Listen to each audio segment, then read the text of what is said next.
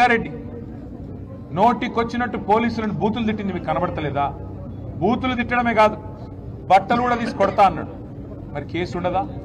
కనీసం పోలీసు వాళ్ళని నడి బజార్లో కాంగ్రెస్ నాయకుడు అయినంత మాత్రాన గుడ్డలు కూడా తీసి కొడతా అంటే కేసు పెట్టరు.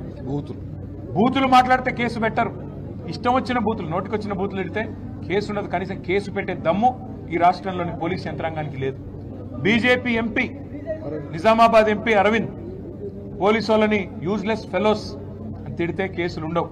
కానీ ఇవాళ స్పష్టమైన అధికారం, స్పష్టమైన మెజారిటీ క్యాతన్పల్లి మున్సిపాలిటీలో మా పార్టీకి, మా పొత్తులో ఉన్న సిపిఐ పార్టీకి ప్రజలు ఇస్తే ఆ మెజారిటీని అపహాస్యం చేసే విధంగా స్థానిక మంత్రి గారు, అధికార యంత్రాంగం కుమ్మక్కైతే, ఎన్నికల కమిషన్ చేయాల్సిన పని ఎన్నికల కమిషన్ చేయకపోతే, చివరికి మా కార్యకర్తల ప్రజాస్వామ్యాన్ని కాపాడే ప్రయత్నం చేస్తే ఉల్టా కేసులు మా మీదే పెట్టి ఇవాళ మా నాయకులను జైల్లో పెట్టారు. ఇది రాష్ట్రం మొత్తం గమనిస్తా ఉన్నది. అంటే ఎంత లేఖి రాజకీయం, ఎంత దిగజారుడు రాజకీయం రేవంత్ రెడ్డి చేస్తా ఉన్నాడో దీన్ని బట్టి చెప్పొచ్చు. ఇది మాత్రమే కాదు, 3 కోట్ల ఆఫర్లు ఇచ్చారు మా కౌన్సిలర్లకి.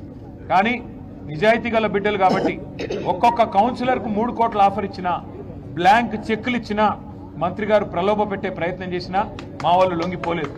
చల్ నీ పైసలు వద్దు, మేము ఖచ్చితంగా మా నాయకుడు కేసీఆర్ గారి నాయకత్వంలో, మా సోదరుడు సుమన్ గారి నాయకత్వంలోనే ఈ మున్సిపాలిటీ మీద గులాబీ జెండా ఎగరేస్తాం మరి అని స్పష్టంగా ముందుకొచ్చినారు.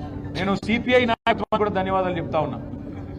కమ్యూనిస్ట్ పార్టీ ఆఫ్ ఇండియా కూడా పొత్తు ధర్మాన్ని అనుసరించి మరి వారు కూడా నిబద్ధతతో ఉన్నందుకు ఎన్ని ఒత్తిళ్లు, ఎన్ని రకాల ఇబ్బందులు పెట్టే ప్రయత్నం చేసినా వారు కూడా తగ్గకుండా, వెనక్కి తగ్గకుండా ఉన్నందుకు వారికి కూడా, పొత్తు ధర్మాన్ని పాటిస్తున్నందుకు వారికి నా ధన్యవాదాలు తెలియజేస్తా ఉన్నాను. అట్లాగే తమ్ముడు బాల్కా సుమన్ గారిని ఇక్కడ జైల్లో పెట్టారు.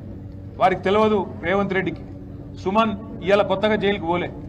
సుమన్ గత 10 సార్లు జైలుకు పోయిండు. 6 నెలలు జైల్లో ఉన్నాడు వివిధ సందర్భాల్లో. ఇక టాస్క్ ఫోర్స్ ఆఫీసులు, పోలీస్ స్టేషన్లలోనైతే లెక్క కూడా లేదు. గని గంటలు గని రోజులున్నాడు.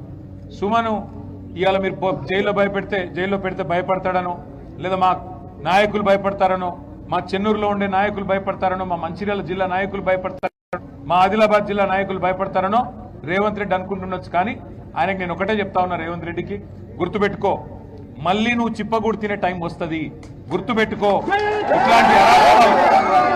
ఇట్లాంటి అరాచకాలు ప్రజాస్వామ్యంలో మంచిది కాదు.